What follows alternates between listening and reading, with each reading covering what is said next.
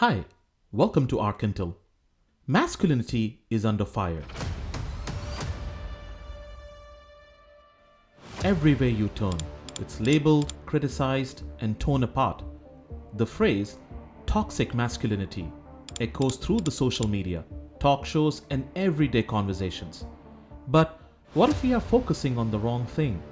While the spotlight shines on a handful of powerful men, there is a hidden crisis unfolding, and no one's talking about it. Millions of men are quietly struggling in the shadows, caught between outdated expectations and a world that's rapidly changing around them. Behind the headlines of successful men lies a reality few want to confront. It's not just about the power players at the top, it's about the silent majority of men fighting battles we never hear about. And if we don't pay attention now, this crisis will only grow worse. This isn't about one group versus another, it's about a systemic shift in what society values and how men fit into that equation.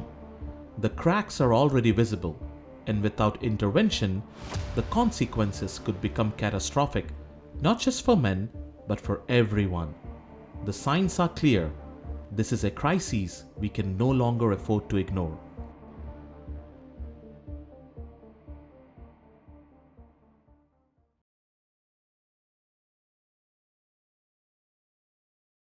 It's easy to think that men are just doing fine. After all 45 US presidents have been men. In the corporate world, men dominate leadership positions.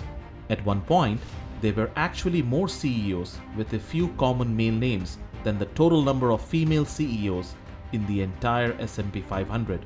The numbers paint a picture of male dominance. But what happens when you look beyond these elite few? The truth is, most men aren't sitting in boardrooms or making million-dollar deals. The average man is no longer at the top of the pyramid.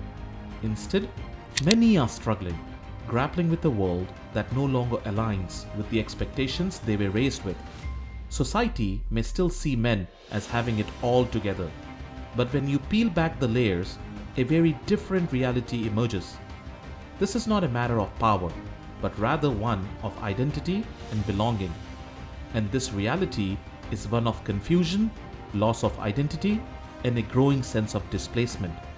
The vast majority of men aren't CEOs or presidents. They are working men trying to navigate a world that's changing faster than they can keep up. And the cracks are starting to show. With the traditional ideas of success fading, many men feel lost, unsure of where to turn.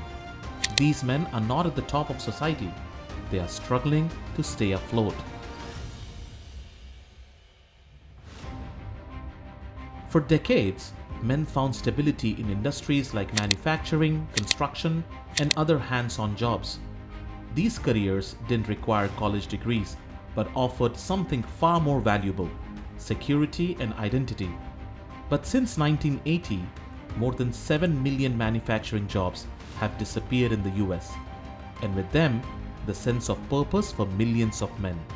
It's not just about losing a job, it's about losing what defines you. The shift to a knowledge-based economy has left many men wondering where they fit. The labor force participation rate for men aged 25 to 34 has dropped from 93% in 1980 to just 86% in 2020, a steep decline for men in their prime working years. For those without a college degree, wages have stagnated or even declined over the past 40 years. With fewer options, more men are stepping away from the workforce altogether. And while women have made incredible strides in education, men are falling behind. Women now earn 57% of all bachelor's degrees in the US, and during the pandemic, college enrollment plummeted. 70% of those dropouts were men. This leaves many young men without the education needed to thrive in the modern job market, further compounding the problem. This educational gap isn't just a statistic, it's a sign of where society is headed, where opportunities for men, especially those without advanced degrees, continue to shrink. The world is advancing, but many men feel they are being left behind.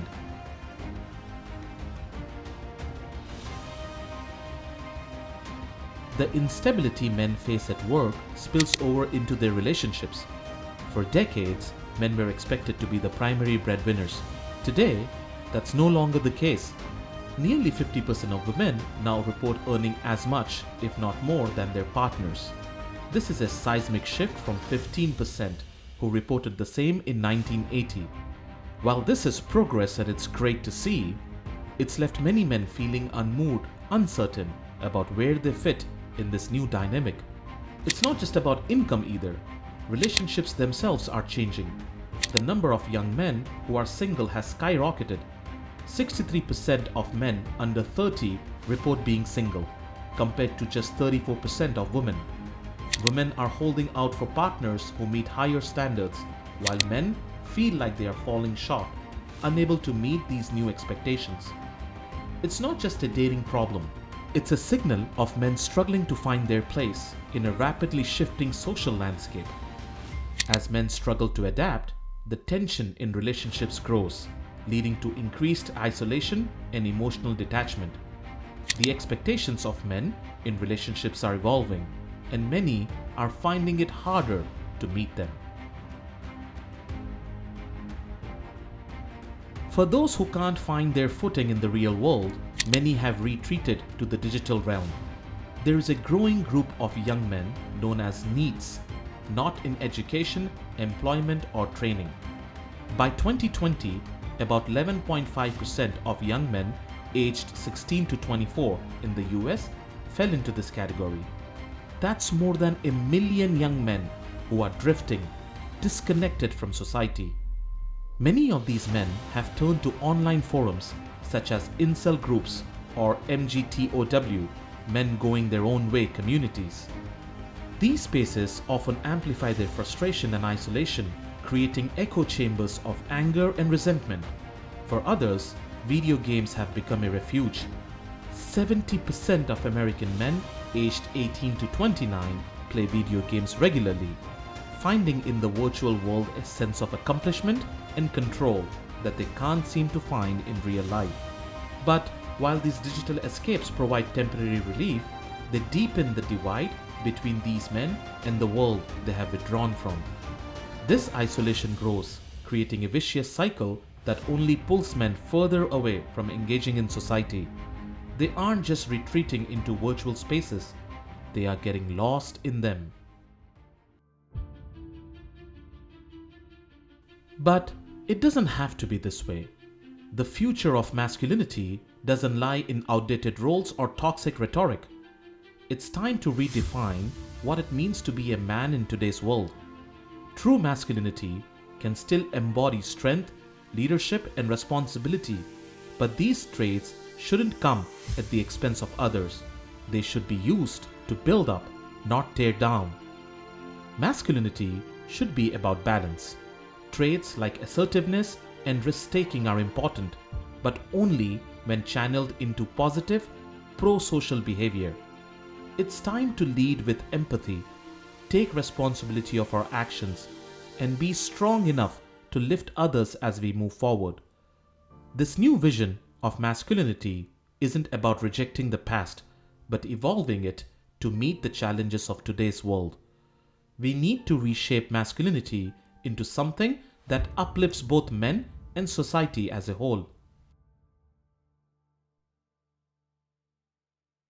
This isn't a zero-sum game. Men and women don't have to compete. The success of one does not mean the failure of other. When men thrive, women thrive too, and society becomes stronger as a whole. For society to move forward, we need to stop tearing men down and start building a new model of what it means to be a man. One that embraces change and seeks collaboration over competition. It's not about choosing sides. It's about rising together, lifting each other up along the way. The world is evolving, and masculinity must evolve with it. It's not about clinging to outdated ideals. It's about embracing a future where strength is redefined, not as power over others, but as the power to grow alongside them. As a man myself, I see this as an opportunity for all of us to reshape what masculinity means, not through dominance, but through collaboration, empathy, and resilience. The real challenge isn't what masculinity has been, but what it can become in a world that's more complex than ever. So the question is, what kind of men will shape the future? What kind of man do you want to be? What comes next for masculinity as a whole? And as a result, for all of us.